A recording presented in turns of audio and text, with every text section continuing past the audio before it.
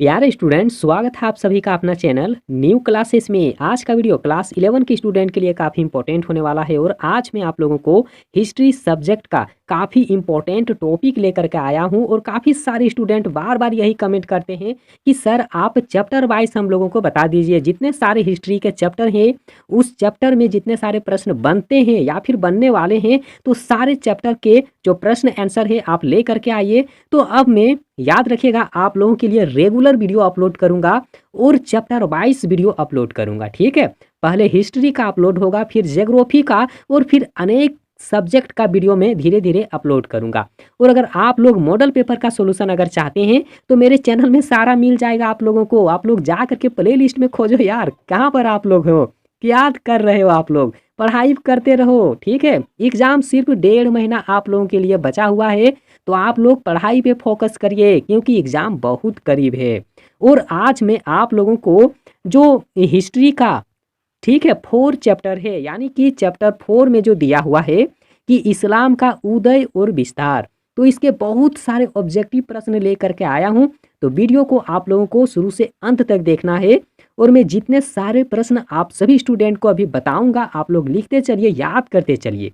ठीक है, क्योंकि अब पढ़ने में काफ़ी मज़ा आप लोगों को आने वाला है। और चैनल को सब्सक्राइब नहीं किए हैं तो आप लोग कर लो, कहाँ हो यार, आप लोग कर लो। ठीक है, और यहाँ पर आप लोग देख लीजिए जो यहाँ पर पहला प्रश्न दिया हुआ है और काफ़ी इंपॉर्टेंट है आप सभी स्टूडेंट के लिए, तो वीडियो को बिना स्किप करते हुए आप लोगों को देखना है। ठीक है, तो यहाँ पर सबसे पहला चीज़ आप लोग देख लीजिए, जो पहला प्रश्न है कि इस्लाम के संस्थापक पैगंबर मोहम्मद साहब का जन्म कब हुआ था। तो याद रखिएगा उसका जो जन्म हुआ था 570 ईस्वी, हाँ 70 ईस्वी में ही हुआ था। ठीक है, और दूसरा प्रश्न आप लोग देख लीजिए, पैगंबर मोहम्मद साहब का जन्म किस स्थान पर हुआ है, काफ़ी इंपॉर्टेंट है। तो आप लोगों को याद रखना है मक्का इसका राइट आंसर होगा। कितना मतलब देखिए, अगर ईस्वी पूछे कि कितना ईस्वी में उनका जन्म हुआ था तो 570 ईस्वी होगा। और कौन से जगह में हुआ था तो मक्का में हुआ था। आप लोग याद करते चलिए, लिखते चलिए, हर एक चीज़ आप लोगों को एकदम अच्छे से समझ में आएगा। अगला प्रश्न देखिए, पैगंबर मोहम्मद साहब को सत्य के दिव्य दर्शन किस आयु में हुआ था। तो याद रखिएगा 40 साल के आयु में सत्य के दिव्य दर्शन हुआ था। ठीक है, तो याद रखिएगा 40 वर्ष होगा। अगला यहाँ पर आप लोग देख सकते हैं कि मक्का से मदीना को पैगंबर मोहम्मद का प्रस्थान क्या कहलाता है, तो उसे हिजरा कहा जाता है। क्या कहा जाता है, तो उसे हिजरा कहा जाता है। ठीक है, आगे यहाँ पर आप लोग देखिए, जो अगला यहाँ पर प्रश्न दिया हुआ है और 5 नंबर का प्रश्न है कि मुस्लिम पंचांग का प्रथम वर्ष माना जाता है, तो जो 622 ईस्वी है उसी को तो माना जाता है। ठीक है, अगला यहाँ पर आप लोग देख लीजिए, जो अगला प्रश्न है कि मुसलमानों का पवित्र धर्म ग्रंथ क्या कहलाता है, तो देख लीजिए उसे कुरान कहा जाता है। ठीक है, क्या कहा जाता है, तो उसे कुरान कहा जाता है। और अगला प्रश्न यहाँ पर देखिए कि पैगंबर मोहम्मद साहब की मृत्यु कब हुई थी, ये भी काफ़ी इंपॉर्टेंट है। तो पैगंबर मोहम्मद साहब की मृत्यु 632 ईस्वी में हुआ था। काफ़ी इंपॉर्टेंट है, एग्जाम में आ भी सकता है, तो आप लोग याद करते चलिए। ठीक है, याद करके रखेंगे तो एग्जाम काफ़ी आसान आप लोगों को लगेगा। और आप लोग बहुत सारे स्टूडेंट को ऐसे देखे होंगे, आप लोगों के करीब में ही बैठा होगा, ठीक है, या फिर अभी बैठने वाले हैं, आप लोग याद रखिएगा। तो क्या उसमें होता है कि जो स्टूडेंट पढ़ के नहीं जाते हैं ना एग्जाम में, तो बस एक दूसरे की कॉपी देखने की कोशिश करता है और सोचता है कि एक दो को देख दे, मतलब बता देगा तो बहुत अच्छा होगा। तो आप लोग वो काम मत करके जाओ, एग्जाम में नंबर अच्छा लाना है तो अच्छे मेहनत तो भी करने की ज़रूरत है। तो अगला प्रश्न यहाँ पर देखिए कि इस्लामी मतलब इस्लामिक कॉलेज, ये भी काफ़ी इंपॉर्टेंट प्रश्न है कि इस्लामिक कॉलेज कहाँ स्थित था। ठीक है, तो या कहाँ पर स्थित है, तो याद रखिएगा काहिरा में। कहाँ पर, काहिरा में। ठीक है, और अगला प्रश्न यहाँ पर देखिए, पहले खलीफा कौन थे।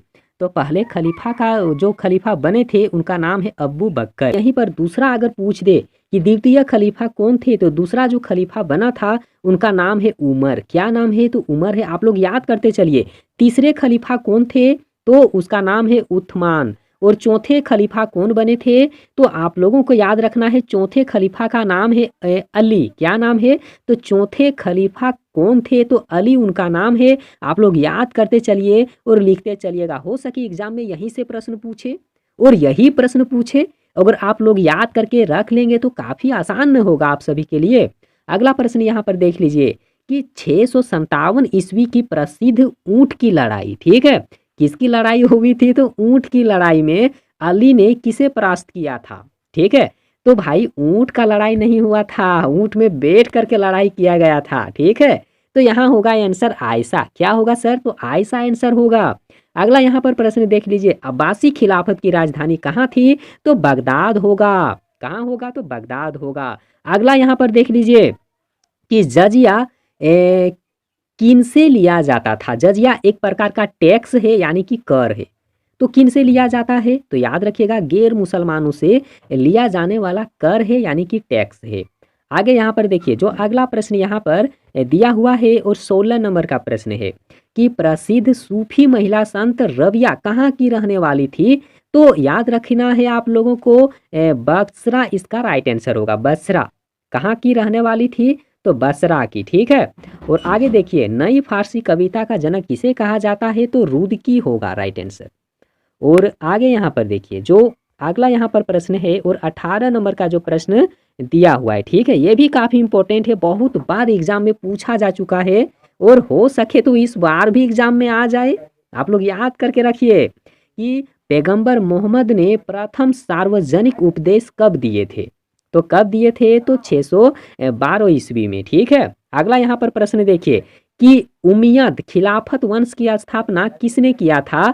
तो मुआविया ने। किसने किया था? मुआविया ने, ठीक है। यह भी इंपॉर्टेंट प्रश्न है। आगे यहाँ पर देखिए कि मुस्लिम कानून के किस शाखा को सर्वाधिक रूढ़िवादी माना गया है? तो हनबली होगा। हनबली को काफी रूढ़िवादी माना गया है, ठीक है। और अगला यहाँ पर आप लोग देख सकते हैं, जो यहाँ पर 21 नंबर का जो प्रश्न दिया हुआ है कि किस सूफी संत ने फना के सिद्धांत दिए थे? ये भी बहुत बार पूछा जा चुका है। तो इसका आंसर आप लोगों को याद रखना है, बयाजिद बिस्तामी होगा। क्या होगा? तो बयाजिद बिस्तामी होगा। ये भी इंपॉर्टेंट ही है आप सभी के लिए।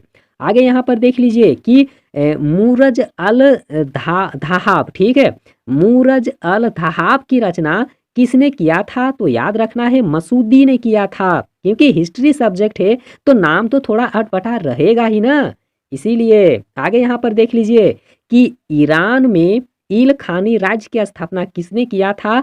तो हुलेगू ने। किसने किया था सर? तो हुलेगू राइट आंसर होगा। आप लोग याद करते चलिए, लिखते चलिए और अगला यहाँ पर आप लोग देखते चलिए। अगला जो यहाँ प्रश्न है कि दिया हुआ है कि 1095 से लेकर के 1291 तक के बीच में जो युद्ध हुआ था, ठीक है, इतना से इतना के बीच में जो युद्ध हुआ था, तो उसमें आप लोगों को बताना है कि किन दो संप्रदायों के मध्य हुए थे, ठीक है। तो आंसर आप लोगों को याद रखना है, ईसाई और मुसलमानों के बीच में धर्म युद्ध वहां पर चला था, ठीक है ना। सी ऑप्शन करेक्ट होगा।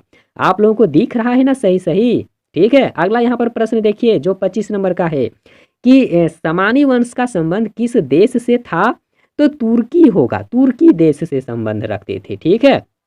और आगे यहाँ पर आप लोग देख सकते हैं, जो 26 नंबर का प्रश्न दिया हुआ है कि डोम ऑफ द रॉक, ये भी काफी इंपॉर्टेंट है, बहुत बार एग्जाम में पूछा जा चुका है। मैं नहीं बता सकता हूँ आप लोगों को कि कितना बार पूछा जा चुका है, लेकिन बहुत बार पूछा जा चुका है। आप लोग पुराना किताब अगर आप लोग पढ़ रहे हैं अभी, तो आप लोग पुराना किताब में देख सकते हैं जिसमें ईयर दिया हुआ रहता है, ठीक है। बहुत बार इस प्रश्न को पूछा जा चुका है कि डोम ऑफ द रॉक नामक मस्जिद कहाँ पर स्थित है? तो जेरूलसम होगा, ठीक है, काफी इंपॉर्टेंट है। आगे यहाँ पर आप लोग देख सकते हैं, अब्बासी क्रांति कब हुई है? तो 750 में, 750 ईस्वी इसका राइट आंसर होगा। आगे यहाँ पर देखिए, पैगंबर का प्रतिनिधि क्या कहलाता है? तो उसे खलीफा कहा जाता है। और अगला प्रश्न यहाँ पर आप लोग देख सकते हैं, जो 29 नंबर का प्रश्न है कि दास प्रजनन का मतलब क्या होता है, ठीक है। तो दास प्रजनन का मतलब यहाँ पर देखिए 4 ऑप्शन इसमें दिया हुआ है। पहला में दिया हुआ है कि गुलामों की संख्या बढ़ाने की प्रथा को दास कहा जाता है, या फिर वेतन भोगी दासों की श्रेणी को बढ़ाना कहा जाता है, या फिर दास्तान से स्वतंत्र होने की प्रथा कहा जाता है, ठीक है। तो इसका जो राइट आंसर होगा ना, राइट आंसर यहाँ पर होगा, दास का मतलब होता है गुलाम। क्या होता है? तो दास का मतलब गुलाम होता है, या फिर उसे वेतन भोगी भी कहा जाता है, या फिर उसे दास्ता भी कहा जाता है। मतलब तीनों शब्द यहाँ पर सही है, लेकिन आंसर जो यहाँ पर होगा ना, आंसर होगा गुलामों की संख्या बढ़ाने की प्रथा को ही तो कहा जाता है दास प्रजनन। फर्स्ट ऑप्शन राइट आंसर, ठीक है। आगे यहाँ पर देख लीजिए कि मुसलमानों का प्रथम खलीफा कौन था? पहले भी रिपीट हो चुका है, ठीक है? तो उमर होगा, ठीक है? आगे यहाँ पर देखिए जो यही बिल्कुल अंतिम प्रश्न है और फिर आगे भी मैं बहुत सारा आप लोगों के लिए वीडियो अपलोड करूँगा जिसमें अनगिनत प्रश्न होगा, ठीक है? तो यहाँ पर देख लीजिए कि मामलुक किसे कहा जाता था? तो याद रखिएगा तुर्की गुलाम अधिकारों को ही तो कहा जाता है। यही तो इम्पोर्टेंट है आप सभी के लिए। आप लोग लिख लीजिए और एक बार आप लोग वीडियो को देख लीजिए, हर एक चीज़ अच्छे से समझ में आएगा, ठीक है? और वीडियो कैसा लगा आप सभी स्टूडेंट को? वीडियो को लाइक करिए, अपने दोस्तों के पास में ज़रूर शेयर करिए और वीडियो देखने के लिए बहुत बहुत धन्यवाद।